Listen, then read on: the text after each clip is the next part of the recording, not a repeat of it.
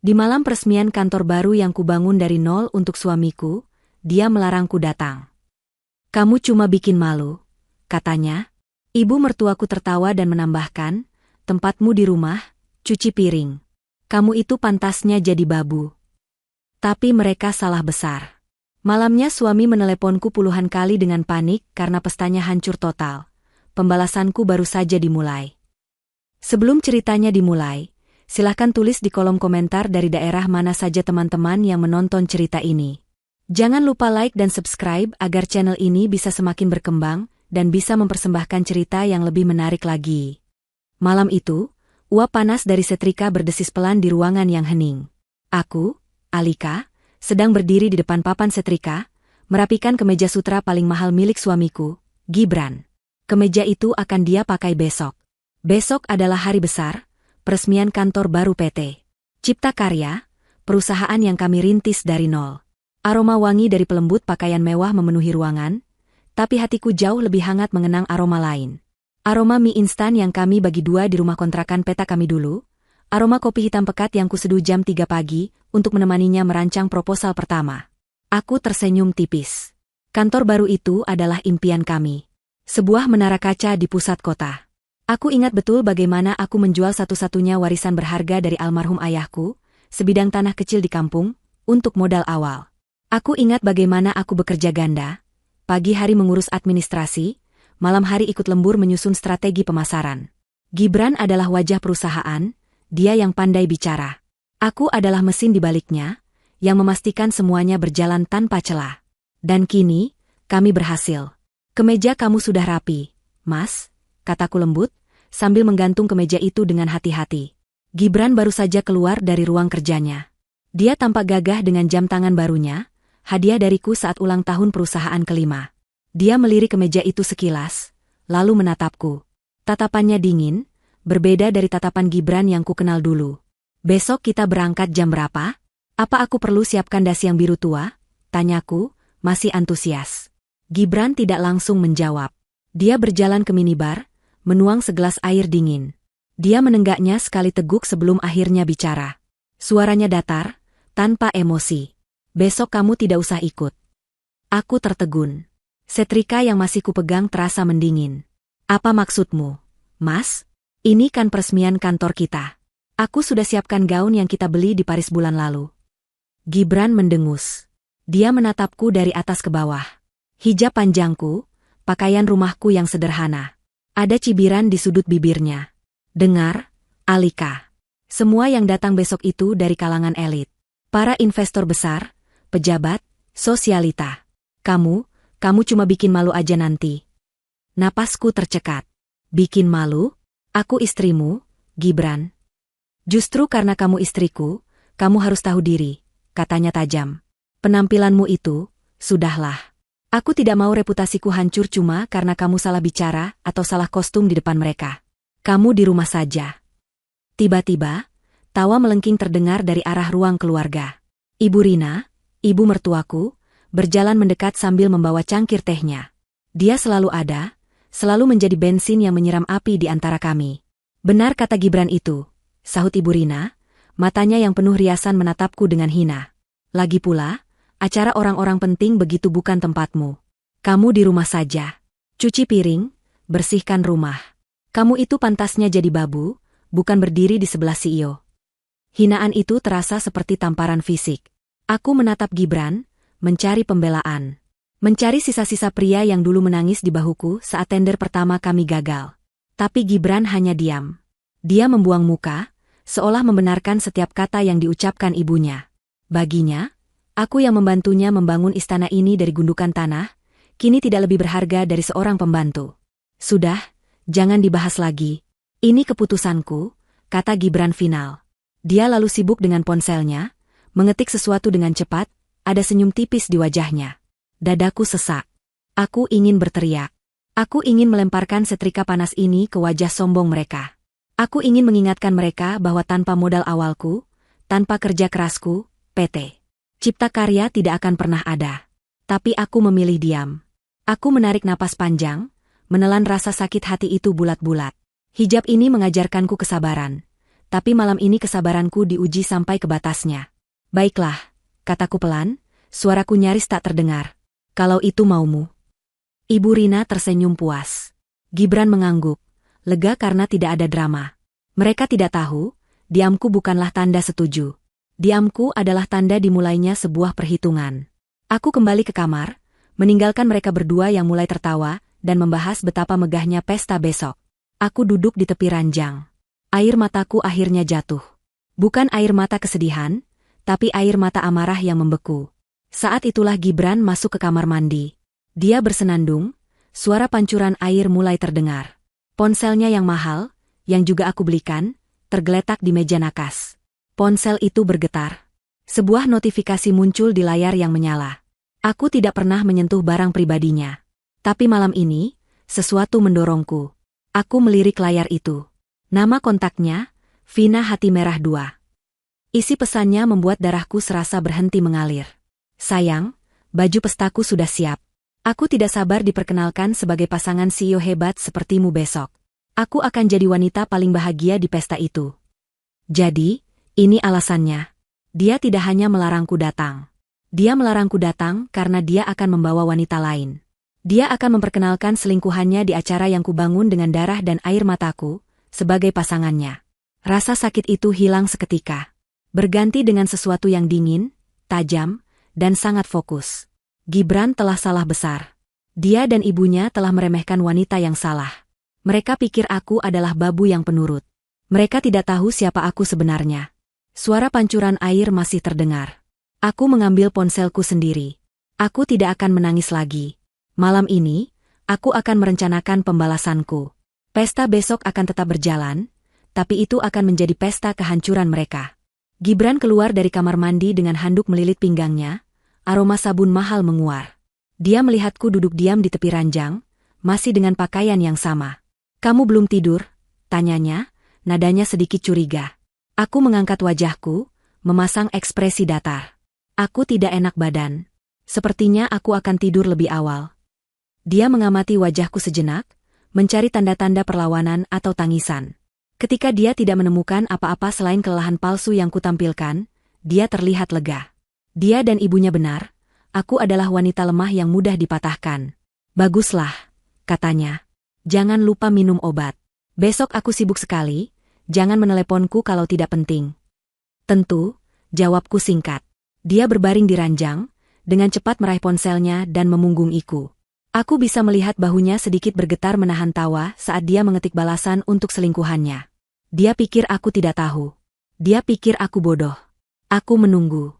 1 jam. 2 jam. Hingga akhirnya dengkuran halus Gibran terdengar, disusul oleh keheningan total dari kamar Ibu Rina di seberang lorong. Rumah mewah yang kubeli dengan jerih payahku ini akhirnya terlelap, tidak menyadari badai yang akan datang. Aku bangkit dari ranjang tanpa suara. Aku tidak pergi ke kamar tidur tamu. Aku berjalan menuju ruang kerjaku di lantai bawah. Gibran dan Ibu Rina mengira ruangan ini adalah tempatku menyulam atau membaca buku agama. Mereka tidak pernah masuk ke dalamnya. Mereka tidak tahu bahwa di balik rak-rak buku yang rapi, ruangan ini adalah pusat komando pribadiku. Aku duduk di kursi kerjaku, menyalakan layar komputer utama. Layar itu tidak menampilkan resep masakan atau tutorial hijab. Layar itu menampilkan data kompleks, grafik saham, dan struktur perusahaan. Di layar itu, PT Cipta Karya milik Gibran hanyalah sebuah kota kecil di sudut, bagian dari sebuah entitas yang jauh lebih besar. Sebuah holding company bernama A Group. Dan di atas struktur organisasi A Group, hanya ada satu nama. Alika. Aku adalah pendiri dan pemilik tunggal A Group. Gibran tidak tahu. Dia pikir A Group adalah investor misterius dari luar negeri yang mempercayainya untuk memimpin anak perusahaan mereka di Indonesia. Dia tidak tahu bahwa investor itu tidur di sebelahnya setiap malam. Dia tidak tahu bahwa gaji CEO-nya, bonusnya, rumah ini, mobilnya, semua berasal dari kantongku. Kesabaranku telah habis. Malam ini, aku akan mengambil kembali apa yang menjadi milikku. Aku melakukan panggilan video pertama. Wajah seorang pria parubaya yang tenang namun tegas muncul di layar. Ini adalah Pak Anton, tangan kananku, Direktur Keuangan A Group yang sebenarnya. "Selamat malam, Ibu Alika. Maaf, ada masalah mendesak?" tanyanya, melihat jam di latarnya yang menunjukkan pukul 1 pagi. "Selamat malam, Pak Anton," kataku, suaraku dingin dan profesional. Suara CEO, bukan suara istri yang teraniaya. "Saya punya beberapa instruksi untuk besok pagi. Tepat pukul 6 pagi, saya mau Anda bekukan semua aset atas nama Gibran Ramadan." Pak Anton mengangkat alis, tapi dia tidak bertanya mengapa. Dia seorang profesional. "Semua aset, Bu? Termasuk rekening gajinya?" "Semua. Rekening pribadi, kartu kredit korporat tanpa batas yang dia pegang, akses dana operasional PT Cipta Karya. Blokir semuanya. Alihkan otoritas pencairan dana perusahaan kembali ke saya, efektif segera." "Baik, Bu. Akan saya laksanakan." "Ada lagi?" "Ada. Tim catering, event organizer, dan penyedia jasa keamanan untuk acara peresmian PT Cipta Karya besok. Saya mau semua pembayaran ditahan. Hubungi mereka satu persatu malam ini juga. Katakan ada masalah administrasi serius dari pihak holding company. Batalkan semua layanan." Pak Anton sedikit terkejut. "Dibatalkan, Bu? Tapi itu acara besar. Para tamu. Tamu-tamu itu adalah kolega saya, Pak Anton. Bukan kolega Gibran. Saya yang mengundang mereka atas nama A Group. Biarkan mereka datang. Saya ingin mereka melihat kekacauan itu dengan mata kepala mereka sendiri." Pak Anton mengangguk paham. "Siap, Ibu Alika. Semuanya akan beres sebelum matahari terbit." Panggilan pertama selesai. Aku beralih ke panggilan kedua. Kali ini ke Kepala Keamanan Gedung A Tower, gedung baru yang akan diresmikan itu. Gedung yang, tentu saja, juga milikku. "Selamat malam, Pak Kepala Keamanan," sapaku. "Ibu Alika. Selamat malam. Ada yang bisa kami bantu?" "Persiapan untuk acara besok sudah 90%, lapornya bangga. Ada perubahan rencana. Besok, tidak ada peresmian apapun. Acara atas nama PT Cipta Karya dibatalkan." Pria itu terdiam bingung. "Dibatalkan? Tapi, Bu, Pak Gibran?" "Pak Gibran bukan pemilik gedung ini. Saya pemiliknya. Perintah saya jelas. Tutup akses lift eksekutif menuju ballroom utama. Matikan pendingin udara dan sistem suara di area itu. Saya tidak mau ada satupun orang bisa masuk ke ballroom," tegasku. "Biarkan lobi utama tetap terbuka. Biarkan para tamu dan wartawan berkumpul di sana." "Siap, laksanakan, Ibu Alika." Panggilan kedua selesai. Roda pembalasan telah berputar. Langkah terakhir. Aku membuka aplikasi perjalanan. Aku tidak akan ada di rumah besok untuk mencuci piring. Aku memesan 1 tiket first class ke Bali untuk penerbangan paling pagi, pukul 5.30. Aku juga memesan private villa termewah di Uluwatu, dengan pemandangan langsung ke samudra. Semuanya kutagih ke rekening utamaku di A Group. Aku berkemas. Bukan koper besar. Hanya 1 tas kabin kecil. Isinya beberapa pakaian santai, laptop rahasiaku, dan dokumen-dokumen penting. Aku meletakkan tas itu di dekat pintu ruang kerjaku. Aku kembali ke kamar tidur. Gibran masih terlelap, mungkin sedang memimpikan Vina dan pesta kemenangannya. Aku memandangnya lama. Tidak ada lagi cinta yang tersisa. Hanya ada rasa jijik dan penyesalan karena telah mempercayai orang yang salah. Aku menyetel alarm di ponselku. Pukul 4 pagi. Aku berbaring di sebelah Gibran, menutup mataku. Mereka ingin aku menjadi babu. Besok, dari villa mewahku di tepi pantai, aku akan menunjukkan kepada mereka apa yang bisa dilakukan oleh babu ini. Aku akan menghancurkan istana pasir yang dia bangun di atas pengkhianatannya. Dan aku akan melakukannya sambil menikmati pijatan dan air kelapa muda. Pukul 4 pagi, alarm di ponselku bergetar pelan di bawah bantalku. Aku segera mematikannya, tidak membiarkan bunyinya membangunkan Gibran yang masih terlelap dalam kebohongan. Aku bangkit dari tempat tidur seperti bayangan. Setiap gerakanku terukur dan senyap. Aku sudah mandi dan berganti pakaian di ruang kerjaku tadi. Hijab instan ku kenakan dengan cepat. Aku mengambil tas kabin kecilku yang sudah siap di dekat pintu ruang kerja. Aku berhenti sejenak di depan pintu kamar tidur utama, memandang Gibran. Wajahnya yang damai dalam tidur kini terlihat asing dan menjijikkan. Tanpa ragu, aku melangkah pergi. Aku tidak memesan taksi ke rumah. Gibran bisa saja melacaknya. Aku berjalan kaki beberapa blok, menyusuri jalanan komplek yang sepi dan gelap, hingga tiba di jalan raya utama. Dari sanalah aku menghentikan taksi biasa, membayarnya dengan uang tunai yang selalu kusiapkan untuk keadaan darurat. Sepanjang perjalanan ke bandara, aku menatap lampu-lampu kota yang mulai meredup menjelang fajar. Tidak ada air mata. Tidak ada keraguan. Yang ada hanya perasaan lega yang dingin, seolah sebuah beban berat yang telah kupikul bertahun-tahun akhirnya terlepas. Aku telah memberinya segalanya, cintaku, kesetiaanku, hartaku. Dia membalasnya dengan hinaan dan pengkhianatan. Sekarang, saatnya dia membayar. Penerbangan first class itu sunyi. Aku tidur sebentar, tidur paling nyenyak dalam setahun terakhir. Saat pesawat mendarat di Bali, matahari baru saja mulai hangat. Udara pulau itu menyambutku dengan aroma garam dan bunga Kamboja. Sebuah mobil pribadi, yang telah diatur oleh asistenku di A-Group, sudah menungguku. Perjalanan menuju villa di Uluwatu terasa seperti transisi ke dunia lain. Sementara aku menghirup udara segar Bali, di Jakarta, di rumah mewahku, Gibran baru saja menggeliat bangun. Dia meraba sisi tempat tidurku dan mendapatinya kosong. Dia mendengus. Pasti sudah bangun, si babu, gumamnya. Dia bangkit dan bersiap. Dia mengenakan kemeja sutra yang kusetrika tadi malam, menyemprotkan parfum mahal, dan menata rambutnya dengan sempurna. Dia menatap bayangannya di cermin.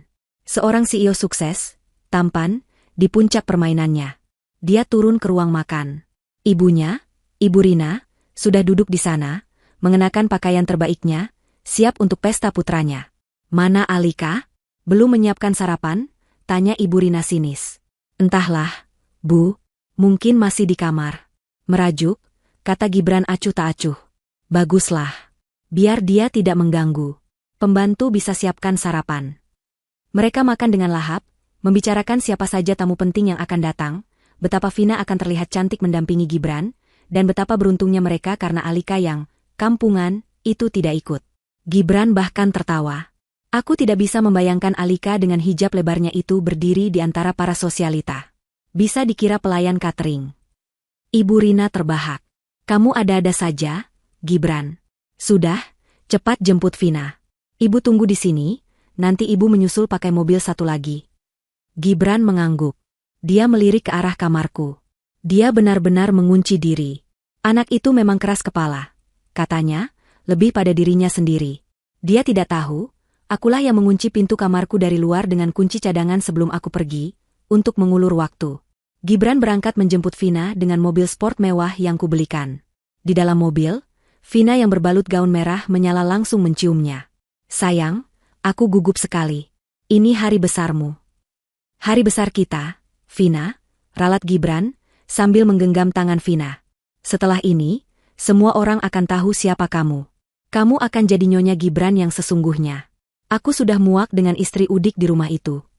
Benarkah, Mas? Kapan kamu akan menceraikannya? Tanya Vina manja. Segera. Setelah peresmian ini, posisiku akan semakin kuat di mata A-Group. Saat itu terjadi, menceraikan Alika akan jadi sangat mudah. Di saat yang bersamaan, aku sedang menikmati sarapan mewah di teras vilaku. Di depanku terhampar kolam renang pribadi yang berbatasan langsung dengan birunya Samudra Hindia.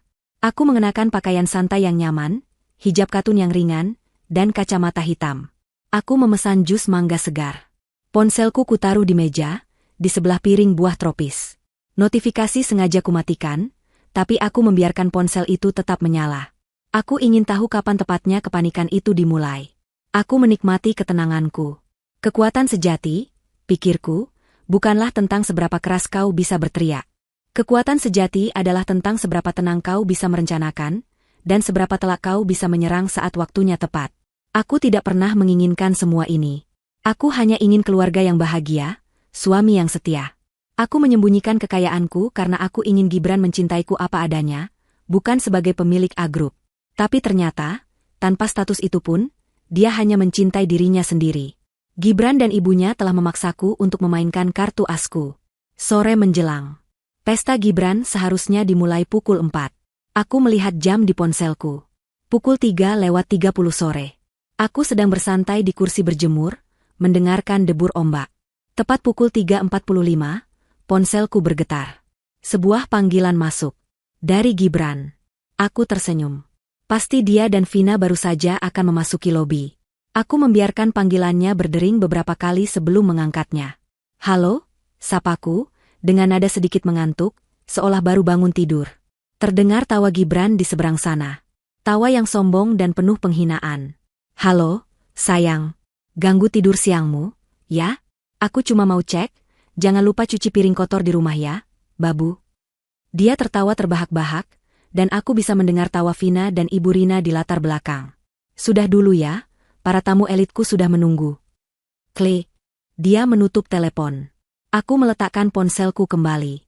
Itu adalah tawa terakhirnya hari itu. Tawa terakhirnya sebagai seorang CEO. Aku menatap Cakrawala. Pertunjukan sesungguhnya baru saja akan dimulai. Gibran menutup telepon dari Alika dengan perasaan puas yang luar biasa. Dia, Vina, dan Ibu Rina melangkah keluar dari mobil di lobi utama A-Tower. Puluhan fotografer dan wartawan yang telah diundang segera mengerubungi mereka. Kilatan lampu kamera menyambar-nyambar. Pak Gibran, selamat atas kantor barunya. Pak Gibran, siapa wanita cantik di samping Anda ini? Gibran tersenyum lebar, merangkul pinggang Vina dengan posesif. Ini Vina, rekan spesial saya, katanya, memberikan jawaban menggantung yang memancing spekulasi. Vina tersenyum malu-malu, sementara Ibu Rina berdiri dengan dagu terangkat, bangga luar biasa. Mereka berjalan di atas karpet merah yang seharusnya menuju pintu masuk yang megah. Tapi saat mereka tiba di depan pintu kaca otomatis yang besar, suasana mulai terasa aneh. Lobi itu megah, berlantaikan marmer impor yang berkilauan. Namun, lobi itu penuh sesak. Bukan penuh sesak oleh tamu yang menikmati minuman selamat datang, melainkan penuh sesak oleh tamu-tamu yang berdiri dalam kelompok-kelompok kecil, tampak bingung dan kesal. Musik instrumental yang seharusnya mengalun lembut tidak terdengar.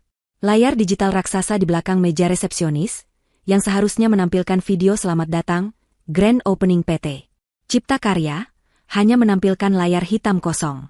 Ada apa ini? Tanya Ibu Rina, nadanya mulai jengkel. Kenapa tamunya dibiarkan menumpuk di lobi? Tidak profesional sekali. Gibran juga mulai merasa tidak nyaman. Dia melihat beberapa investor penting yang dia kenal sedang berbicara dengan nada tinggi kepada staf gedung. Mungkin ada sedikit masalah teknis, kata Gibran, mencoba menenangkan Vina yang mulai cemberut. Sayang, di mana minumannya? Aku haus, keluh Vina. Sabar. Kita langsung naik ke ballroom saja, putus Gibran. Dia berjalan dengan angkuh menuju barisan lift eksekutif yang terpisah. Lift ini khusus untuk jajaran direksi dan tamu VVIP, langsung menuju ballroom di lantai 50. Dia mengeluarkan kartu akses emasnya, kartu CEO. Dia menempelkan kartu itu ke sensor. Lampu sensor berkedip merah. Akses ditolak. Kening Gibran berkerut. Dia mencoba lagi. Bip. Akses ditolak. Lift sialan. Umpatnya pelan. Dia mencoba lift di sebelahnya. Hasilnya sama. Keringat dingin mulai muncul di pelipisnya. Gibran, ada apa? Tanya Ibu Rina, suaranya semakin keras, menarik perhatian beberapa tamu di dekatnya. Kenapa liftnya tidak terbuka? Kamu ini CEO-nya, kan? Panggil petugasnya. Gibran panik. Dia berbalik dan berteriak ke arah meja resepsionis. Petugas. Keamanan. Ada apa dengan lift ini? Seorang manajer gedung berseragam rapi, yang sejak tadi sibuk ditarik-tarik oleh para tamu, berlari kecil menghampiri Gibran. Wajahnya pucat dan penuh keringat. Pak Gibran, maaf, Pak. Ada masalah, katanya gugup. Masalah apa? Saya lihat masalahnya. Liftnya mati. Tamu saya menumpuk di lobi. Catering di mana? Musik di mana? Ini acara peresmian saya, sembur Gibran. Itu dia masalahnya, Pak. Manajer itu menelan ludah. Kami baru saja mendapat instruksi mendadak 1 jam yang lalu. Instruksi langsung dari holding company. Jantung Gibran berdebar kencang. Instruksi apa? Saya tidak memberi instruksi apa-apa. Instruksi untuk membatalkan semua fasilitas acara PT Cipta Karya, Pak, kata manajer itu lirih, seolah takut didengar. Semua layanan dibatalkan. Catering diminta putar balik di lobi barang. Tim audio-video diperintahkan untuk mengemasi peralatan mereka. Listrik dan pendingin udara di ballroom lantai 50 sudah dipadamkan. Dunia Gibran seakan runtuh dalam sekejap. Dibatalkan? Siapa yang berani membatalkan? Saya CEO-nya. A Group mempercayai saya. Perintahnya datang langsung dari Dewan Direksi Tertinggi A Group, Pak. Mereka bilang. Bilang apa? Bentak Gibran. Mereka bilang, Anda sudah tidak punya wewenang lagi, Pak. Suara manajer itu, meskipun pelan, terdengar seperti ledakan bom di lobi yang mendadak hening. Para tamu dan wartawan yang berada dalam jangkauan pendengaran, terdiam. Lalu, bisik-bisik dimulai. Apa katanya? Tidak punya wewenang. Acaranya dibatalkan. Dia dipecat di hari peresmiannya. Kilatan lampu kamera kini bukan lagi memotret kesuksesan, tapi memotret skandal. Para wartawan merangsek maju, mikrofon teracung ke wajah Gibran yang pucat pasi. Pak Gibran, benarkah Anda dipecat? Siapa yang membatalkan acara ini? Apa yang sebenarnya terjadi dengan A Group? Vina, yang otaknya cepat memproses kata, tidak punya wewenang, langsung melepaskan rangkulannya di lengan Gibran. Wajahnya yang cantik berubah menjadi panik dan jijik. Dia mundur selangkah. Ibu Rina histeris. Kalian bohong. Ini pasti sabotase. Kalian semua iri dengan kesuksesan anak saya. Gibran, telepon atasanmu. Telepon investor itu. Gibran seperti robot. Tangannya gemetar hebat saat dia mengeluarkan ponselnya. Dia mencoba menelepon Pak Anton, yang dia pikir adalah direktur keuangannya. Panggilan itu langsung masuk ke kotak suara. Nomor yang Anda tuju sedang tidak aktif. Dia mencoba menelepon manajer banknya. Pak Gibran, maaf sekali. Saya baru dapat email. Semua kartu kredit korporat dan rekening perusahaan atas nama Anda dibekukan efektif 1 jam yang lalu. Ada audit mendadak dari holding. Dibekukan? Gibran mengulang kata itu seperti mantra orang linglung. Ini bukan kesalahan. Ini bukan sabotase biasa. Ini adalah serangan yang terencana, cepat, dan brutal. Seluruh fondasi hidupnya dicabut dalam hitungan menit. Dia melihat sekeliling lobi yang kacau. Para investor menatapnya dengan marah. Para wartawan memotretnya seperti binatang sirkus. Vina menatapnya seolah dia adalah kotoran. Hanya ada satu orang. Satu orang yang tidak ada di sini. Satu orang yang dia hina beberapa menit lalu. Alika. Dia tidak tahu kenapa, tapi instingnya mengatakan Alika tahu sesuatu. Mungkin Alika mengadu pada A Group? Tapi mengadu apa? Dengan tangan gemetar, dia mencari nama Alika di kontaknya. Dia menekan tombol panggil. Dia perlu melampiaskan kemarahannya. Dia perlu seseorang untuk disalahkan.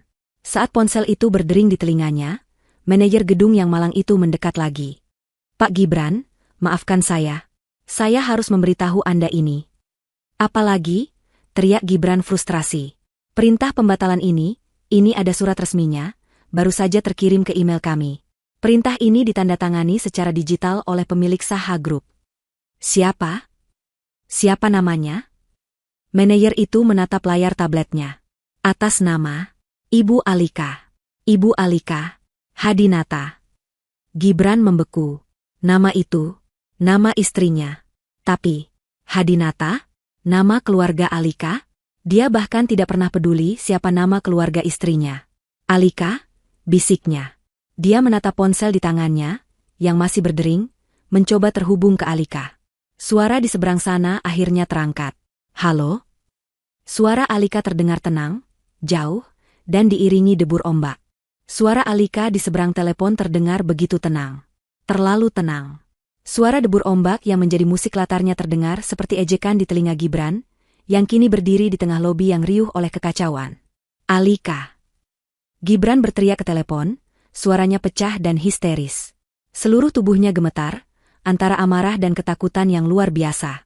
Para wartawan semakin merangsek maju, mengabadikan setiap detik kehancurannya. Kamu di mana? Apa yang sudah kamu lakukan? Kenapa acaranya dibatalkan? Di seberang sana, di villa mewahnya di Bali, Alika menyesap jus mangganya pelan. Dia membetulkan posisi kacamata hitamnya, menatap lautan biru yang berkilauan. Loh, Mas? Kok teriak-teriak? Bukannya lagi pesta? Acaranya kan sudah mulai? Suaranya terdengar polos, pura-pura bingung. Jangan pura-pura bodoh, Alika, raung Gibran. Dia seperti singa yang terluka. Manajer gedung bilang, kamu yang membatalkan semuanya. Dia menyebut namamu. Alika Hadinata. Siapa itu? Apa maksud semua ini? Di lobi, Ibu Rina mendengar nama Alika disebut. Wajahnya yang tadi pucat kini memerah karena murka. Alika? Berani-beraninya perempuan itu. Dia pasti main dukun. Dia menyabotase acara anakku. Gibran, kasih teleponnya ke ibu. Gibran, dalam kepanikannya, menyerahkan ponsel itu kepada ibunya. Ibu Rina langsung menyalak. Haha, Alika. Dasar istri tidak tahu diri. Kamu pakai ilmu hitam apa? Hah? Kamu merusak pesta anak saya. Kamu mau saya kutuk jadi perawan tua? Cepat pulihkan acaranya, atau kamu tidak akan pernah saya izinkan menginjakan kaki di rumah saya lagi. Hening sejenak di seberang sana. Alika tertawa. Bukan tawa pelan atau tawa sedih. Itu adalah tawa yang jernih, lepas, dan penuh kemenangan. Tawa yang belum pernah didengar Gibran dan Ibu Rina sebelumnya. Rumah, ulang Alika, suaranya kini berubah. Nada lembut dan penurut itu hilang, digantikan oleh suara yang dingin, tegas, dan penuh kuasa. Rumah siapa yang ibu maksud? Rumah yang saya beli pakai uang saya? Rumah yang sertifikatnya atas nama saya? Oh, ibu tidak perlu khawatir. Ibu tidak akan pernah menginjakan kaki di rumah itu lagi. Ibu Rina tertegun. Apa maksudmu? Mas Gibran, kata Alika, mengambil alih pembicaraan. Gibran merebut kembali ponselnya. Manajer gedung itu tidak salah. Akulah yang membatalkan semuanya. Aku, Alika Hadinata, pendiri dan pemilik Tunggal A Group. Perusahaan yang kamu pimpin itu, PT Cipta Karya, hanyalah anak perusahaan kecil yang modal awalnya saja pakai uang hasil jual tanah warisan ayahku. Kamu hanya CEO boneka yang aku gaji, Gibran. Ponsel itu hampir terlepas dari genggaman Gibran. Darah serasa surut dari wajahnya, membuatnya terlihat seperti mayat hidup. Kamu bohong. Kamu. A Group itu investor dari Swiss. Kamu cuma istriku. Aku istrimu, potong Alika. Istri yang kamu sebut, bikin malu. Istri yang kamu bilang, pantasnya jadi babu.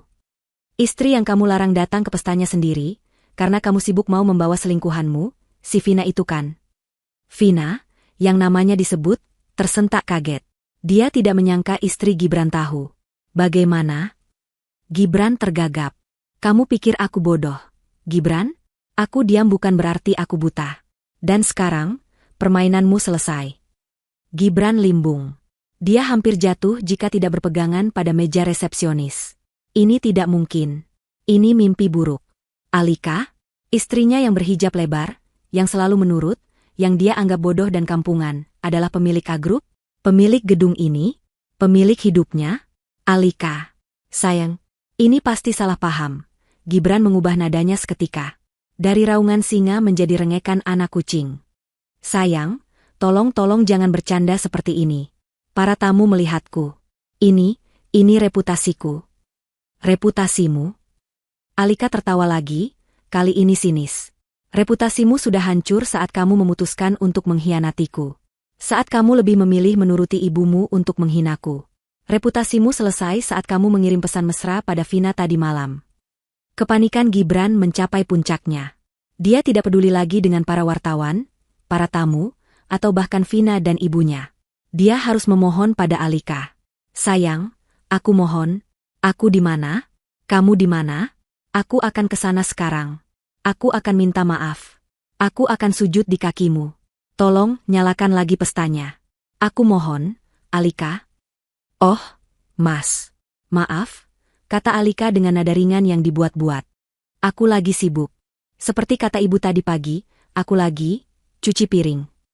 Alika, jangan begini. Ini tidak lucu. Tentu saja tidak lucu. Tapi ini sangat memuaskan, jawab Alika. Aku lagi di Bali, Mas. Menikmati pemandangan dari private villaku. Kamu tahu, piring-piring di Hotel Bintang 5 ini bersih sekali. Tidak seperti piring kotor yang kamu suruh aku cuci di rumah. Bali? Teriak Gibran, putus asa. Iya. Selamat menikmati kekacauanmu, Gibran. Oh, dan satu lagi. Semua kartu kreditmu sudah diblokir. Rekeningmu dibekukan. Dan surat pemecatanmu sedang dalam perjalanan. Jangan repot-repot pulang ke rumah, karena rumah itu sudah diganti kuncinya. Klik. Alika menutup telepon. Gibran menatap layar ponselnya yang kini gelap. Hening. Seluruh lobi menatapnya. Dia mencoba menelepon lagi. Panggilan ditolak. Dia telepon lagi. Ditolak. Lagi. Ditolak. 5 panggilan. 10 panggilan. 20 panggilan. Puluhan panggilan histeris dia lakukan, tapi Alika tidak lagi mengangkatnya. Nomornya diblokir. Dia beralih menelepon Ibu Rina. Ibu. Ibu di mana? Ibu di mobil. Ibu tidak tahan malu. Suara ibunya terdengar panik dari seberang. Kita pulang, Gibran. Kita pulang sekarang. Kita harus bicara dengan Alika. Anak itu harus diberi pelajaran. Pulang ya, pulang. Gibran seperti orang linglung. Dia tidak peduli lagi pada Vina yang menatapnya jijik. Dia tidak peduli pada investor yang meneriakinya, penipu. Dia mendorong kerumunan wartawan, berlari keluar lobi, dan masuk ke mobilnya. Cepat, Bu, kita harus pulang. Ini gila, ini semua gila.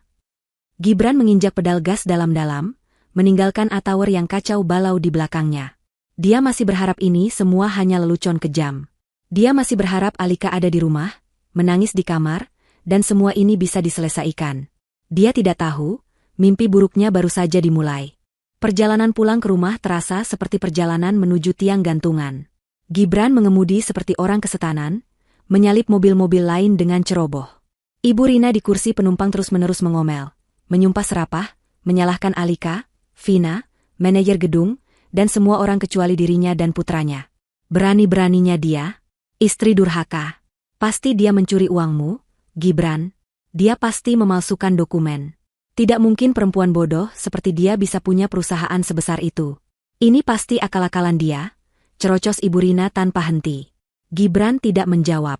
Otaknya bekerja keras, mencoba mencerna informasi yang baru saja dia terima. Alika adalah A Group. Alika adalah atasannya. Alika adalah pemilik segalanya. Jika itu benar, maka dia bukan hanya kehilangan pekerjaan. Dia kehilangan segalanya. Dia teringat semua hal kecil yang selama ini dia abaikan. Teringat bagaimana Alika tidak pernah sekalipun meminta uang padanya. Teringat bagaimana Alika selalu tenang saat dia mengeluh soal keuangan di awal pernikahan, dan tiba-tiba saja, investor dari Swiss, itu muncul. Teringat bagaimana Alika kadang-kadang berbicara di telepon dengan bahasa Inggris bisnis yang fasih, yang Gibran kira hanya untuk pamer. Teringat bagaimana Alika dengan mudahnya menyetujui pembelian rumah mewah dan mobil-mobil sport. Gibran mengira Alika terbuai oleh kekayaannya, padahal Alikalah yang membayarnya. Bodoh, bodoh, bodoh. Gibran memukul setir mobilnya.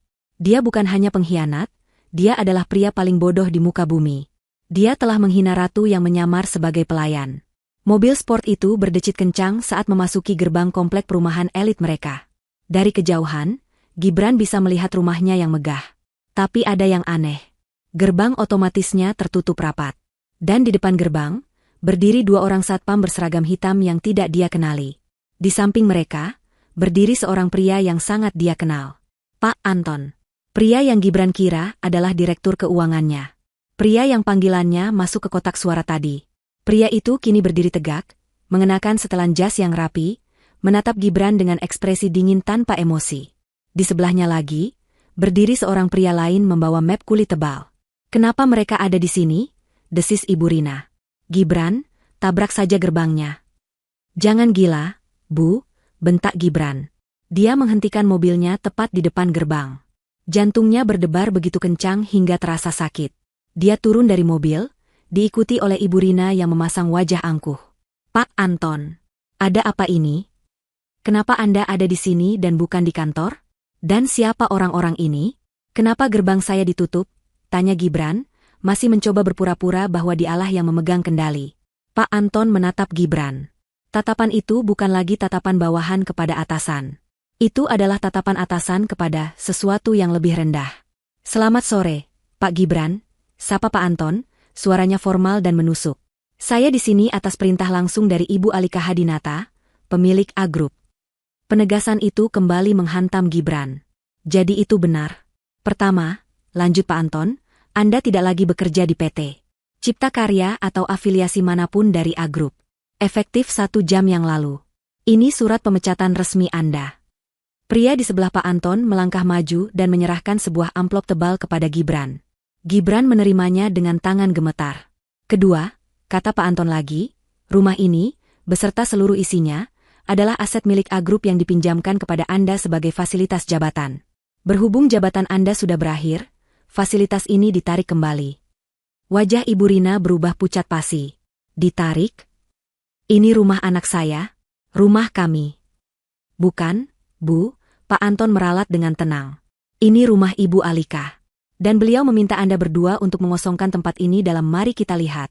Pak Anton melirik jam tangannya, 1 jam. Tepatnya, Anda punya sisa waktu 50 menit lagi sebelum tim kami masuk untuk mengemasi barang-barang pribadi Anda. Mengosongkan? 1 jam.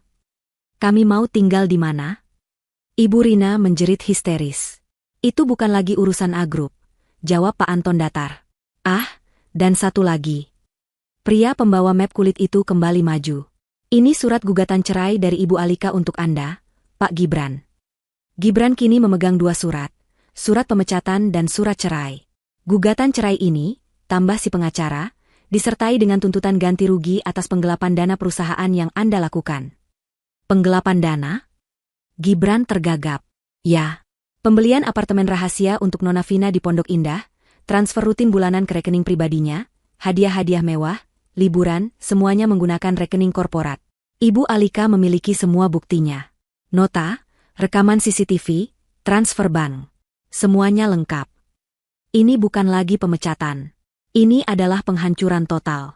Alika tidak hanya mengambil kembali tahtanya, dia memastikan Gibran tidak punya apa-apa lagi untuk memulai hidup baru. Dia akan dipenjara. Tidak, tidak mungkin. Alika tidak mungkin sekejam ini.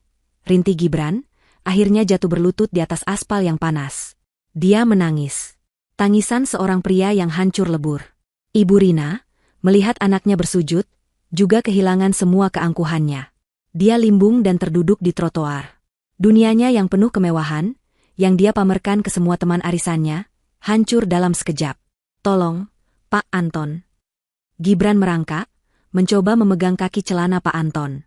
Tolong bicara pada Ibu Alika. Saya salah. Saya hilaf. Saya akan lakukan apa saja. Saya akan ceraikan Vina. Saya akan. Pak Anton mundur selangkah, menatap Gibran dengan tatapan jijik. Pesan dari Ibu Alika hanya satu, Pak Gibran. Beliau bilang, dulu Anda bilang beliau pantasnya jadi babu. Sekarang, beliau ingin Anda menikmati rasanya menjadi lebih rendah dari itu. Selamat menikmati hidup baru Anda. Pak Anton memberi isyarat kepada 2 satpam baru itu. Pastikan mereka hanya mengambil pakaian pribadi mereka. Tidak ada barang berharga, tidak ada kendaraan. Waktu kalian dimulai dari sekarang. Di lobi A-Tower, Vina yang kebingungan akhirnya berhasil mendapatkan taksi online. Dia menatap gedung yang kacau itu dengan kesal. Pria yang dia kira adalah tambang emasnya ternyata hanyalah seorang penipu. Saat taksi itu melaju, dia menerima notifikasi di ponselnya. Email dari bank. Kartu kredit tambahan dan apartemen yang Gibran berikan padanya, semuanya ditarik dan disita oleh A-Group. Sialan, umpat Vina. Dia baru saja menyadari bahwa dia juga korban dari rencana besar ini. Dia sama hancurnya dengan Gibran. Gibran masih berlutut di atas aspal yang panas di depan gerbang rumahnya yang kini tertutup rapat. Surat pemecatan dan surat gugatan cerai di tangannya terasa lebih berat dari batu. Di sebelahnya, Ibu Rina terduduk lemas di trotoar, tatapannya kosong, masih tidak percaya dengan apa yang baru saja terjadi. Kemewahan yang menjadi napasnya telah dicabut dalam sekejap. Pak Anton berdiri seperti patung, diapit 2 satpam baru yang berwajah keras. Mereka tidak menunjukkan belas kasihan. Waktu kalian berjalan, Pak Gibran, Ibu Rina, kata Pak Anton, suaranya datar. 50 menit. Ibu Rina tersentak dari lamunannya. Wajah kosongnya seketika berubah menjadi murka. Aku tidak mau pergi. Ini rumahku. Aku ibunya Gibran. Gibran yang membelikan rumah ini. Dia bangkit berdiri, mencoba menerobos gerbang. Alika, keluar kamu, perempuan licik. Kamu tidak bisa mengusirku. Salah satu satpam itu maju selangkah. Tubuhnya yang tegap menghalangi jalan Ibu Rina. Maaf, Bu. Perintah atasan kami jelas. Anda bukan lagi penghuni di sini. Mohon kerjasamanya. Pergi kalian. Babu tidak tahu diuntung, jerit Ibu Rina. Gibran bangkit dengan sisa-sisa tenaganya. Dia menarik lengan ibunya. Cukup, Bu. Cukup. Kita sudah kalah. Kata-kata itu terasa pahit di lidahnya. Kita ambil barang-barang kita. Pak Anton mengangguk sekali. Gerbang kecil di samping gerbang utama dibuka. Silakan. Tim kami akan mengantar Anda ke kamar masing-masing. Kalian hanya boleh membawa pakaian pribadi dan barang-barang sentimental yang tidak memiliki nilai jual. Semua aset perusahaan, termasuk perhiasan, jam tangan, barang elektronik, dan kendaraan, akan tetap di sini. Ini adalah penghinaan terakhir. Mereka digiring masuk rumah mereka sendiri seperti pencuri. Satu satpam mengawal Gibran ke kamar utama, satu lagi mengawal Ibu Rina ke kamarnya. Di depan pintu kamar mereka, masing-masing sudah disiapkan 2 buah kotak kardus besar yang masih baru. Silakan, Pak. Waktu Anda 30 menit, kata satpam yang mengawal Gibran. Gibran masuk ke kamar yang megah itu. Aroma parfum Alika yang lembut masih tertinggal. Di atas meja rias, semua perlengkapan Alika sudah tidak ada. Lemari pakaian di sisi Alika juga kosong. Dia sudah merencanakannya. Dia sudah pergi jauh sebelum ini. Gibran membuka lemarinya sendiri. Puluhan setelan jas impor tergantung rapi. Kemeja-kemeja sutra. Di laci, berderet jam tangan mewah, beberapa di antaranya bernilai miliaran. Dia mengulurkan tangan untuk mengambil jam favoritnya. Maaf, Pak, suara satpam itu menghentikannya. Itu fasilitas perusahaan. Tangan Gibran mengepal. Dia berbalik, membuka laci pakaian dalamnya. Dia mulai melempar kaos oblong, celana dalam, dan kaos kaki ke dalam kotak kardus. Dia mengambil beberapa celana jeans lama dan kemeja kasual yang sudah pudar warnanya. Dia bahkan tidak diizinkan membawa koper. Hanya kotak kardus coklat yang memalukan. Sementara itu, di kamar sebelah, jeritan histeris Ibu Rina terdengar. Jangan sentuh itu. Itu tasku. Aku yang beli. Gibran mendengar suara satpam yang tenang. Maaf, Bu. Tas ini terdaftar dalam audit aset. Ini dibeli menggunakan kartu kredit korporat. Kurang ajar. Ini perhiasanku. Berlian ini asli. Gibran yang belikan. Maaf, Bu. Perintah tetap perintah. Anda hanya boleh membawa pakaian. Ibu Rina menangis sejadi-jadinya.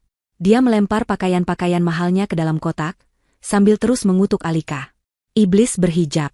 Perempuan ular. Aku tidak akan memaafkanmu, Alika. Aku akan menyumpahimu sampai 7 turunan. Gibran menutup matanya. Kutukan ibunya terdengar kosong. Mereka sudah tidak punya apa-apa lagi untuk dikutuk. Selesai mengemas, Gibran duduk di tepi ranjang. Dia melihat satu foto di meja nakas. Foto pernikahan mereka. Alika tersenyum begitu tulus, matanya berbinar bahagia. Dia terlihat cantik dalam balutan hijab pengantinnya. Gibran mengambil bingkai foto itu, hendak memasukkannya ke kotak. Foto itu juga tinggal, Pak, kata si satpam. Bingkainya terbuat dari perak murni. Aset perusahaan. Gibran membanting foto itu ke lantai. Kaca pecah berderai. Wajah bahagia Alika kini tertutup retakan. Ambil semuanya, teriak Gibran frustrasi. Dia menutup kotak kardusnya dengan kasar. Waktu habis. Gibran dan Ibu Rina digiring kembali ke lobi rumah. Pak Anton dan si pengacara sudah menunggu di dekat pintu keluar. Satu hal lagi, kata si pengacara. Ibu Alika, atas kebaikan hatinya, masih memikirkan nasib ibu Anda, Bu Rina.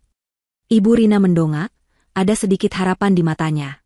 Ibu Alika sudah membayarkan uang sewa sebuah rumah kontrakan sederhana di daerah pinggir kota. Cukup untuk 6 bulan. Ini alamatnya. Si pengacara menyerahkan secari kertas. Setelah 6 bulan, Ibu Rina diharapkan bisa mengurus dirinya sendiri. Rumah kontrakan, desis Ibu Rina. Setelah semua ini, dia memberiku rumah kontrakan? Penghinaan macam apa ini? Bagaimana dengan saya? Tanya Gibran pelan. Si pengacara menatap Gibran. Anda tidak ada dalam daftar, Pak Gibran. Ibu Alika merasa Anda, sebagai seorang pria, bisa mengurus diri Anda sendiri. Tamparan ini terasa lebih sakit daripada surat pemecatan. Alika masih berbelas kasihan pada ibu yang menghinanya, tapi tidak padanya. Alika sudah membuangnya.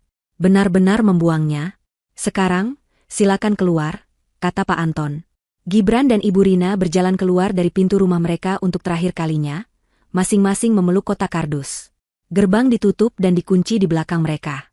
Suara klik dari kunci baru itu terdengar seperti vonis mati. Mereka kini resmi menjadi gelandangan. Mereka berdiri di trotoar yang sepi. Tidak ada mobil. Tidak ada sopir. Ponsel Gibran bergetar di sakunya. Dia melihat nama, Vina Hati Merah 2, di layar. Dia menekan tombol tolak. Ponsel itu bergetar lagi. Vina menelepon lagi. Gibran menolaknya lagi. Sesaat kemudian, sebuah pesan teks masuk. Huruf kapital semua. Dasar penipu. Jadi kamu cuma CEO boneka? Pria miskin. Jangan pernah hubungi aku lagi. Semua kartu dan apartemenku disita gara-gara kamu. Kembalikan semua waktuku. Bajingan. Gibran membaca pesan itu dengan nanar. Inilah wanita yang dia puja. Wanita yang karenanya dia menghina istrinya sendiri. Siapa? Tanya Ibu Rina ketus. Vina, jawab Gibran kosong. Pelakor itu. Ibu Rina tiba-tiba meledak. Dia mencoba merebut ponsel Gibran. Ini semua gara-gara dia. Dia yang meracuni pikiranmu. Dia yang membuatmu melawan Alika. Gibran menatap ibunya. Wajah ibunya yang penuh amarah kini terlihat tua dan menyedihkan. Bukan, Bu, kata Gibran pelan, suaranya serak. Ini bukan gara-gara Vina. Ini gara-gara kita. Ibu Rina tertegun. Apa kamu bilang? Ini gara-gara kesombongan kita. Gara-gara kerakusan kita. Gara-gara kita tidak pernah bersyukur, kata Gibran. Gara-gara ibu menyebut Alika, Babu, dan aku membiarkannya. Itu adalah pengakuan pertama. Pengakuan yang terlambat. Ibu Rina tidak bisa menjawab. Mereka terdiam. Tidak ada yang bisa dikatakan lagi. Matahari mulai terbenam, mewarnai langit dengan warna oranye yang ironisnya indah. Mereka harus berjalan kaki. Dua orang yang tadinya adalah raja dan ratu, kini berjalan gontai keluar dari komplek mewah, memeluk kotak kardus berisi sisa-sisa hidup mereka. Saat mereka tiba di pos satpam utama untuk menunggu taksi, sebuah taksi online berhenti di seberang jalan, menurunkan penumpang. Gibran tidak sengaja melihat ke dalam taksi itu saat pintunya terbuka. Itu Vina. Dia pasti baru saja kembali ke apartemennya yang kini sudah disita. Vina juga melihat Gibran. Dia melihat Gibran yang berkeringat, kemejanya kusut, memeluk kotak kardus. Dia melihat Ibu Rina yang rambutnya acak-acakan. Matanya menyipit penuh kebencian. Taksi itu mulai melaju melewati mereka. Vina menurunkan kaca jendelanya. Dia tidak berkata apa-apa. Dia hanya meludah ke aspal, tepat di arah Gibran berdiri. Miskin, teriaknya. Lalu taksi itu melesat pergi, meninggalkan Gibran yang membeku di tempat. Dihina istri, dipecat, diusir, dikhianati selingkuhan. Dan sekarang, diludahi. Kehancurannya telah sempurna. Perjalanan menuju alamat baru mereka adalah siksaan panjang. Gibran berhasil mendapatkan taksi setelah menunggu hampir setengah jam, menahan malu di pos satpam. Sopir taksi menatap mereka dan kotak kardus mereka dengan curiga. Perjalanan itu membawa mereka semakin jauh dari pusat kota yang gemerlap, semakin jauh dari menara-menara kaca dan jalanan yang bersih. Mereka masuk ke area yang semakin padat, semakin kumuh, dan semakin bising. Ibu Rina tidak berhenti mengeluh. AC-nya tidak dingin. Taksi ini bau rokok. Kenapa jalannya lambat sekali? Kamu yakin alamat ini benar? Gibran? Alika pasti menjebak kita. Dia mengirim kita ke tempat pembuangan sampah. Gibran hanya diam, memalingkan wajah ke jendela. Dia tidak punya tenaga untuk berdebat. Setiap keluhan ibunya adalah pengingat akan kesalahannya sendiri. Dialah yang membuat mereka ada di sini. Setelah lebih dari 1 jam, taksi itu berhenti di depan sebuah gang sempit yang bahkan tidak bisa dimasuki mobil. Sudah sampai, Pak. Rumahnya di dalam gang itu, nomor 27, kata sopir taksi. Gibran membayar ongkos taksi dengan sisa uang tunai terakhir di dompetnya. Uangnya kini benar-benar habis. Ibu Rina menatap gang becek di depannya dengan ngeri. Tidak. Ibu tidak mau masuk ke sana. Itu bukan rumah. Itu sarang tikus. Gibran, ibu tidak mau. Kita tidak punya pilihan, Bu, bentak Gibran, rasa frustrasinya akhirnya meledak. Dia menarik kotak kardusnya keluar dari bagasi. Ibu mau tidur di jalan malam ini? Silakan.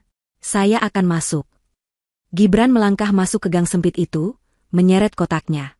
Ibu Rina, dengan air mata berlinang, terpaksa mengikutinya. Mereka menjadi tontonan warga setempat yang duduk-duduk di depan rumah mereka. Bisikan dan tawa kecil mengikuti langkah mereka. Rumah nomor 27 adalah sebuah rumah petak kecil di ujung gang. Ket dindingnya sudah mengelupas di mana-mana. Pagar besinya berkarat. Gibran membuka pintu yang tidak dikunci itu. Bau pengap dan lembab langsung menyergap hidung mereka. Rumah itu persis seperti yang Ibu Rina takutkan. Satu ruang tamu kecil yang hanya berisi 2 kursi kayu tua. 2 kamar tidur sempit yang hanya muat 1 kasur kapuk tipis di lantai. Dan 1 kamar mandi jongkok yang kotor. Tidak ada pendingin ruangan. Hanya ada 1 kipas angin langit-langit yang berdebu di ruang tamu. Ibu Rina menjatuhkan kotaknya. Dan dia mulai menjerit. Bukan jeritan marah, tapi jeritan putus asa yang melengking. Tidak, Aa. Aku tidak mau tinggal di sini. Panas, bau, kotor. Gibran, lakukan sesuatu. Telepon Alika. Suruh dia berhenti bersandiwara. Aku ibumu, Gibran. Suruh dia minta maaf padaku. Dia ambruk ke lantai yang kotor, menangis meraung-raung. Gibran bersandar di dinding yang lembab. Dia mengeluarkan ponselnya. Dia tahu ini sia-sia, tapi dia tetap mencobanya. Dia menelepon Alika. Nomor yang Anda tuju telah memblokir panggilan Anda. Dia mencoba menelepon Pak Anton. Diblokir. Dia mencoba menelepon kantor. Nomornya sudah tidak terdaftar. Nomor kita diblokir. Bu, katanya pelan. Tidak ada yang bisa kita hubungi. Ini rumah kita sekarang. Malam pertama adalah neraka. Panasnya minta ampun. Kipas angin itu hanya memutar udara pengap. Nyamuk berpesta di kulit mereka yang tidak terbiasa. Ibu Rina tidak berhenti menangis dan mengeluh sampai akhirnya tertidur, karena kelelahan di atas kasur kapuk yang keras. Gibran tidak bisa tidur. Dia duduk di ruang tamu yang gelap, ditemani suara cekcok tetangga sebelah dan raungan motor yang lewat di jalan raya. Dia lapar. Sejak sarapan mewah tadi pagi, yang terasa seperti sudah 1000 tahun lalu, mereka belum makan apa-apa. Dia memeriksa dompetnya. Kosong. Dia memeriksa aplikasi bank di ponselnya. Semua rekeningnya menampilkan saldo nol. Dibekukan. Dia tidak punya uang sepeser pun.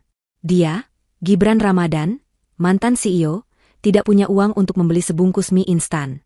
Ironis, mengingat dulu dia dan Alika sering berbagi mie instan karena cinta. Sekarang dia akan kelaparan karena pengkhianatan.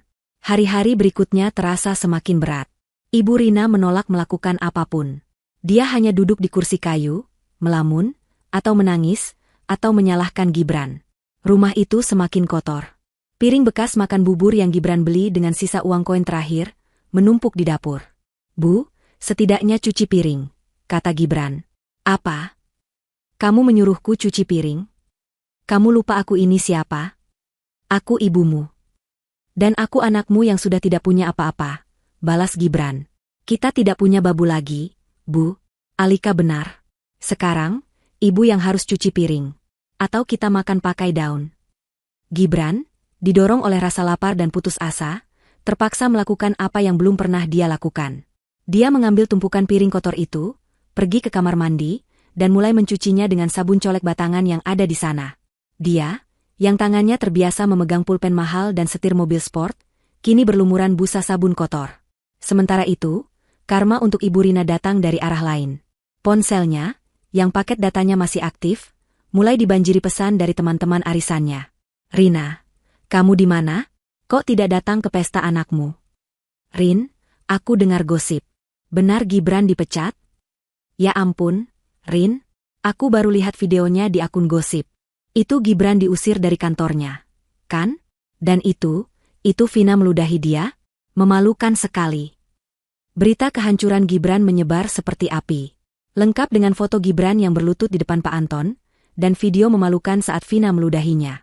Nama Ibu Rina, yang selalu sombong dan pamer, kini menjadi bahan tertawaan. Dia dikeluarkan dari grup WhatsApp arisan mewahnya. Teman-teman sosialitanya memblokir nomornya. Dia terisolasi. Putus asa karena tidak punya uang, Ibu Rina teringat sesuatu. Dia masih punya harta karunnya. Perhiasan dan tas yang ada di dalam dompetnya saat dia diusir. Itu tidak banyak, tapi cukup untuk bertahan hidup. Gibran, antar ibu ke toko emas, katanya suatu hari. Dengan sisa tenaga, Gibran menemaninya berjalan kaki ke pasar terdekat. Ibu Rina, dengan sisa keangkuhannya, masuk ke sebuah toko emas kecil. Dia mengeluarkan kalung berlian yang selalu dia banggakan. Koko, saya mau jual ini. Ini berlian asli, lihat. Harganya pasti mahal. Pemilik toko emas itu mengambil kalung itu, mengamatinya dengan kaca pembesar, lalu menggoreskannya ke sebuah batu. Dia menggelengkan kepala. Maaf, Bu. Ini palsu. Kaca ini, cubik zirconia, kualitas paling rendah. Palsu. Ibu Rina memekik. Tidak mungkin. Anak saya yang belikan. Harganya ratusan juta. Kamu pasti mau menipu saya. Coba cek yang lain, kata Gibran. Ibu Rina mengeluarkan cincin dan anting-antingnya. Pemilik toko memeriksanya satu persatu. Palsu. Ini juga palsu. Semuanya imitasi, Bu. Ibu Rina menoleh ke Gibran, matanya menuntut penjelasan. Gibran? Gibran tidak bisa menatap mata ibunya. Dia malu setengah mati. Itu benar. Dia membelikan ibunya perhiasan palsu dan tas KW super. Dia terlalu pelit untuk membelikan ibunya barang asli, karena semua uang perusahaan yang dia curi, dia habiskan untuk Vina. Apartemen Vina asli. Mobil Vina asli.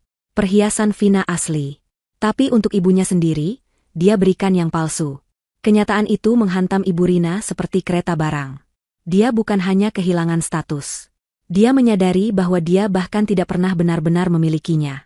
Dia hanyalah pajangan palsu, sama seperti perhiasannya. Dia ditipu oleh anaknya sendiri. Gibran, kamu? Ibu Rina tidak bisa melanjutkan kata-katanya. Pandangannya kabur. Rasa malu, amarah, dan kesadaran bahwa dia telah menghina wanita tulus seperti Alika demi kebanggaan palsu yang diberikan putranya, semuanya terlalu berat. Dia ambruk.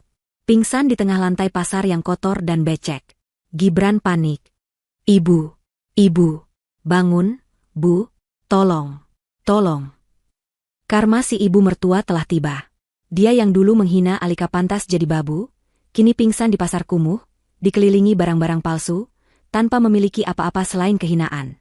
Kepanikan yang Gibran rasakan saat melihat ibunya ambruk di lantai pasar yang kotor, adalah jenis kepanikan baru. Ini bukan tentang kehilangan reputasi atau uang. Ini tentang hilangnya satu-satunya orang yang tersisa di dunianya, meskipun orang itu sama beracunnya dengan dirinya. Ibu, bangun, teriaknya, mengguncang-guncang tubuh Ibu Rina yang lunglai. Orang-orang di pasar mengerumuninya, beberapa menatap Iba, beberapa berbisik, mengenali wajahnya dari berita gosip. Itu kan, si CEO yang bangkrut itu. Tolong, panggil ambulans. Gibran berteriak, tapi dia tahu dia tidak punya uang untuk membayarnya. Seorang pemilik warung yang iba menyiramkan air ke wajah Ibu Rina, tapi wanita itu tidak bergerak. Matanya tertutup dan napasnya terdengar berat. Jangan ambulans, Mas. Mahal. Bawa ke klinik Pak Mantri saja di ujung jalan. Pakai becak, usul seseorang. Gibran, dengan bantuan beberapa warga, mengangkat tubuh ibunya ke atas becak. Dia berjanji pada tukang becak akan membayarnya nanti, sebuah janji kosong yang membuatnya semakin merasa hina. Klinik kecil itu berbau obat dan kesengsaraan. Pak Mantri, seorang pria tua yang tampak lelah, memeriksa Ibu Rina dengan cepat. Dia mengukur tekanan darahnya. Matanya langsung menatap Gibran dengan serius. Ini bukan pingsan biasa, Pak, kata Pak Mantri. Tekanan darahnya sangat tinggi. Gejalanya menunjukkan ini serangan stroke. Kemungkinan karena syok berat. Sisi kirinya sudah lemah. Beliau harus segera dibawa ke rumah sakit. Rumah sakit? Ulang Gibran, kata itu terdengar seperti vonis mati. Saya tidak punya uang. Pak Mantri menghela napas. Kalau begitu, saya tidak bisa berbuat banyak. Saya akan berikan suntikan penurun tensi untuk menstabilkannya sementara. Tapi beliau butuh CT scan dan perawatan intensif. Tanpa itu, kondisinya bisa memburuk cepat. Bisa lumpuh permanen, atau lebih buruk lagi. Gibran terduduk di kursi tunggu yang reot. Lumpuh. Kata itu bergema di kepalanya. Dia tidak bisa merawat ibunya. Dia bahkan tidak bisa membeli makanan untuk dirinya sendiri. Disinilah, di klinik yang pengap ini, Gibran mencapai titik terendahnya. Dia tidak punya pilihan. Dia merogoh sakunya. Dia sudah menjual ponselnya yang lama untuk makan beberapa hari. Tapi ada satu hal yang dia sembunyikan, terselip di lipatan celananya saat pengusiran. Jam tangan mewah yang dia pakai saat peresmian. Jam tangan yang tidak sempat diambil oleh tim Pak Anton. Itu adalah satu-satunya harta yang tersisa. Dia berlari keluar, meninggalkan ibunya yang terbaring tak sadar. Dia berlari kembali ke pasar, mencari toko yang mau membeli jam tangan bekas. Dia tahu harga jam itu miliaran. Tapi dia tidak dalam posisi untuk menawar. Dia hanya butuh uang tunai, sekarang juga. Pemilik toko jam di pasar itu menatap Gibran, lalu menatap jam di tangannya. Dia mengenali Gibran. Dia tersenyum licik. Barang bagus, Pak Gibran, tapi sayang, lagi sepi. Dan ini sepertinya asli, tapi saya harus ambil risiko. Saya tawarkan 5 juta. 5 juta? Gibran murka. Jam ini harganya 3 miliar. Anda gila? Silakan tawarkan ke tempat lain kalau begitu, Pak, kata si pemilik toko, berbalik badan. Tapi saya ragu ada yang mau berbisa kuis dengan Bapak sekarang ini. Kasus Bapak sedang panas-panasnya. Gibran gemetar. Dia butuh uang itu. Dia benci pemilik toko itu, tapi dia lebih benci dirinya sendiri. Baik, desisnya. 5 juta. Tunai. Uang 5 juta rupiah kini terasa seperti debu di tangannya. Padahal beberapa hari lalu dia bisa menghabiskan ratusan juta untuk Vina dalam satu malam. Dia kembali ke klinik, membayar biaya administrasi dan suntikan, lalu membayar tukang becak. Dia masih punya sisa. Cukup untuk membawa ibunya kembali ke kontrakan, dan mungkin untuk membeli obat generik. Hari-hari berubah menjadi rutinitas neraka. Ibu Rina siuman, tapi seperti yang diperingatkan Pak Mantri, sisi kirinya lemah. Dia tidak bisa berjalan. Bicaranya peluh. Wanita yang dulu angkuh dan lantang itu kini hanya bisa terbaring di kasur kapuk yang bau, mengompol, dan merengek seperti bayi. Dia membutuhkan perawatan penuh. Dan Gibran yang harus melakukannya.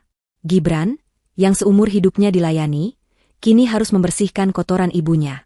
Dia harus menyuapinya bubur. Dia harus memandikannya. Uang 5 juta itu habis dengan cepat untuk obat dan makanan. Rasa putus asa itu berubah menjadi kebencian yang pekat. Dia benci Alika. Dia benci ibunya. Dia benci hidupnya. Dia harus mencari kerja. Tapi siapa yang mau mempekerjakan Gibran Ramadan? CEO penipu, yang fotonya terpampang di setiap akun gosip? Dia mencoba melamar menjadi kasir minimarket. Manajernya tertawa di depannya. Dia mencoba menjadi sopir ojek online. Akunnya ditolak karena riwayat kasusnya.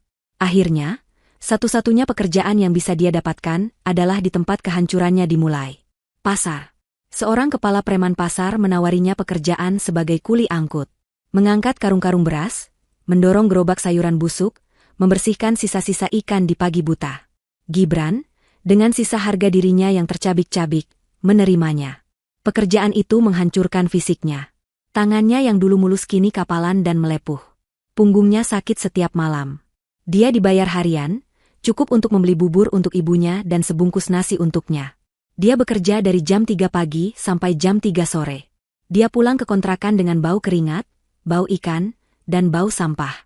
Ibu Rina, dalam kondisinya yang setengah sadar, seringkali menangis saat Gibran menyuapinya. Maafkan, Ibu. Gibran, katanya terbata-bata. Sudahlah, Bu, makan saja, jawab Gibran ketus. Penderitaan ini tidak membuatnya menjadi anak yang lebih baik. Penderitaan ini hanya membuatnya semakin pahit. Suatu sore, saat dia sedang mengangkut karung kentang, dia melihat sebuah koran bekas di tumpukan sampah. Ada wajah Alika di halaman depan. Wajah itu tersenyum cerah, hijabnya terlihat begitu mahal dan anggun.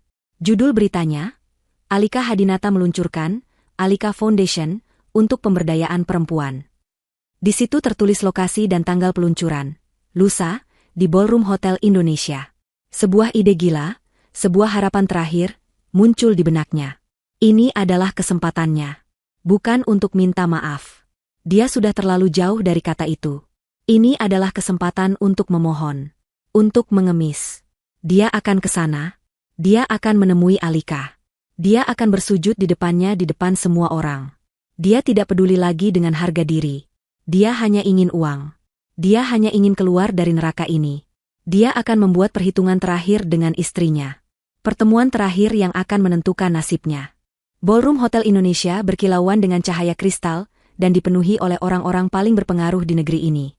Para menteri, pengusaha papan atas, selebriti, dan aktivis sosial berkumpul, bukan untuk peresmian kantor, tapi untuk acara yang jauh lebih bermakna.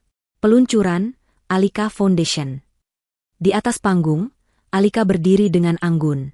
Hijab sutra berwarna gading membingkai wajahnya yang tenang dan penuh wibawa. Gaunnya sederhana namun elegan. Di matanya, tidak ada lagi jejak kesedihan atau keraguan. Yang ada hanya kekuatan.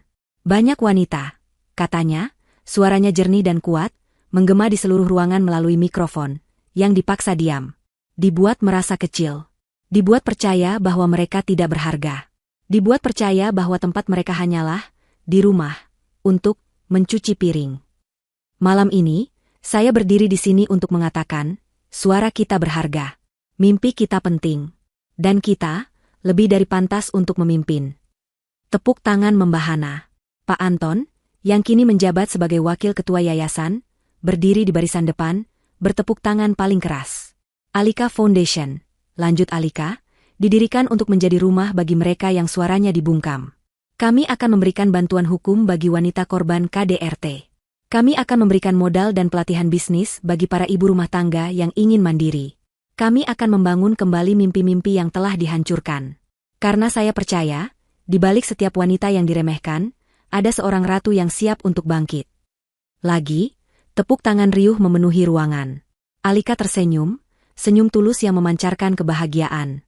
Ini adalah pesta kemenangannya yang sesungguhnya. Acara pidato selesai.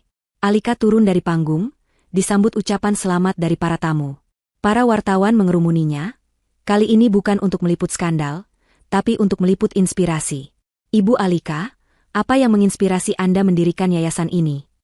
Ibu Alika, Anda adalah ikon baru pemberdayaan perempuan. Saat Alika sedang menjawab pertanyaan dengan ramah, tiba-tiba terjadi keributan di pintu servis di ujung ruangan. Dua petugas keamanan tampak kewalahan mendorong seseorang yang berusaha menerobos masuk. Lepaskan aku. Aku harus bicara dengannya. Alika. Alika. Seluruh ruangan mendadak hening. Musik berhenti. Para tamu menoleh ke sumber keributan. Dari kerumunan petugas, sesosok pria berhasil lolos. Dia kotor. Pakaiannya kumal, robek di beberapa bagian. Rambutnya gimbal dan berminyak. Wajahnya kurus, cengklungan, dan dipenuhi cambang yang tidak terurus. Bau keringat dan pasar yang menyengat langsung tercium bahkan dari jarak beberapa meter. Pria itu berlari, tersaruk-saruk, dan ambruk tepat di kaki Alika. Gibran. Para wartawan terkesiap. Kamera langsung menyala, mengabadikan momen yang luar biasa kontras itu. Sang ratu yang anggun dan si pengemis yang kotor. Alika. Gibran menangis, air matanya membasahi lantai marmer yang mahal. Dia bersujud, memegang ujung gaun Alika. Alika, aku mohon maafkan aku. Petugas keamanan bergerak cepat untuk menyeretnya pergi. Tunggu, kata Alika. Suaranya tenang, tapi mematikan. Para petugas berhenti. Alika menatap pria di kakinya. Pria yang dulu begitu tampan dan angkuh. Pria yang dulu menghinanya. Pria yang kini terlihat lebih menyedihkan daripada pengemis di lampu merah. Gibran, katanya. Ibu sakit. Alika, Gibran terisak, tidak berani menatap wajah istrinya. Ibu kena stroke. Dia lumpuh. Kontrakan kita bau panas. Aku tidak punya uang. Aku kerja jadi kuli angkut di pasar. Aku tidak kuat lagi, Alika, tolong, kasih aku uang. Sedikit saja. Untuk ibu. Demi ibumu juga, tolong. Dia menangis sejadi-jadinya. Tangisan seorang pria yang telah benar-benar hancur. Alika menatapnya tanpa ekspresi selama beberapa detik. Dia kemudian berjongkok, persis seperti yang pernah dia bayangkan, hingga wajahnya sejajar dengan wajah Gibran. Wajah Gibran penuh ingus dan air mata. Ibu Rina? Tanya Alika pelan, tapi mikrofon kecil di gaunnya menangkap setiap kata. Ibu yang bilang aku pantasnya jadi babu?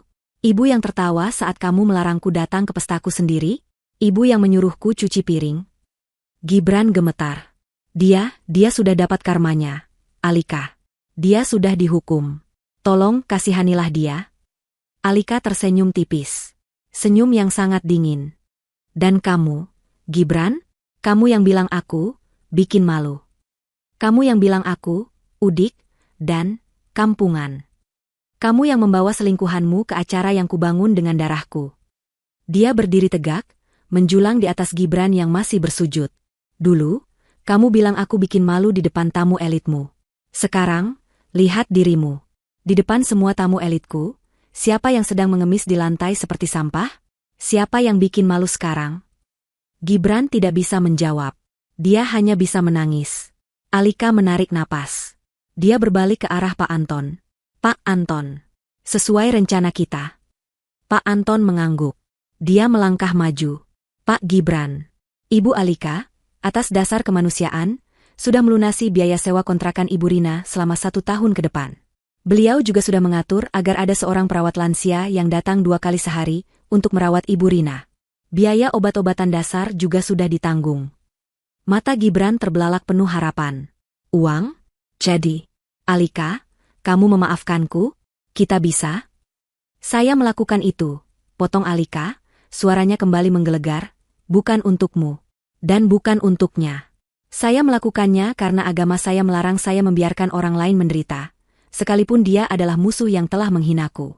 Kewajiban saya sebagai manusia selesai sampai di situ. Harapan di wajah Gibran padam. Adapun kamu, Gibran? Alika menatapnya. Kamu masih muda. Kamu masih sehat. Kamu masih kuat untuk mengangkat karung di pasar. Dulu kamu menghina pekerjaanku yang tidak terlihat. Sekarang, nikmati pekerjaanmu yang dilihat semua orang. Dia berbalik membelakangi Gibran. Keamanan, katanya tegas. Tolong antarkan, Pak, Gibran ini keluar dari acaraku. Pastikan dia tidak pernah lagi muncul di hadapanku. Tidak, Alika. Jangan. Kasih aku kesempatan kedua. Alika, aku masih suamimu. Gibran berteriak panik saat petugas keamanan yang sigap mengangkat tubuhnya. Alika berhenti, tapi tidak berbalik. Oh, aku lupa, katanya. Akta cerai kita sudah terbit sejak minggu lalu, Gibran. Kita sudah bukan siapa-siapa. Itu adalah paku terakhir di peti mati Gibran. Dia diseret keluar ballroom, berteriak, meronta, memanggil nama Alika. Pintu ballroom yang besar dan mewah itu ditutup dengan pelan di depannya, membungkam teriakannya. Di dalam, Alika kembali menghadap para tamunya yang terdiam. Dia tersenyum tenang. Maafkan saya atas gangguan kecil tadi, katanya. Itu adalah contoh nyata, mengapa yayasan ini perlu ada. Mari kita lanjutkan. Masih banyak wanita hebat di luar sana yang menunggu untuk kita bantu. Tepuk tangan yang meledak setelah itu jauh lebih gemuruh dari sebelumnya. Para tamu tidak hanya melihat seorang filantropis. Mereka baru saja melihat seorang ratu yang mengambil kembali tahtanya dengan keadilan yang setimpal. Beberapa bulan kemudian, Alika berdiri di balkon kantor barunya di lantai teratas A-Tower, menatap matahari terbenam yang membanjiri Jakarta dengan cahaya keemasan. Yayasan miliknya sukses besar. Perusahaannya semakin maju. Dia akhirnya menemukan kedamaian. Jauh di bawah sana, di sebuah pasar yang becek, seorang pria kurus dengan tatapan kosong sedang mendorong gerobak berisi sisa-sisa sayuran busuk. Dia berhenti sejenak untuk mengelap keringat. Matanya menangkap selembar koran bekas yang terinjak-injak di lumpur. Ada foto Alika di sana, tersenyum, menerima penghargaan sebagai wanita paling berpengaruh tahun ini. Gibran menatap foto itu lama. Tidak ada lagi air mata. Hanya ada kehampaan yang abadi. Dia meludah ke tanah, lalu dengan marah menendang gerobaknya, dan terus mendorongnya ke dalam kegelapan malam. Karmanya telah lunas terbayar.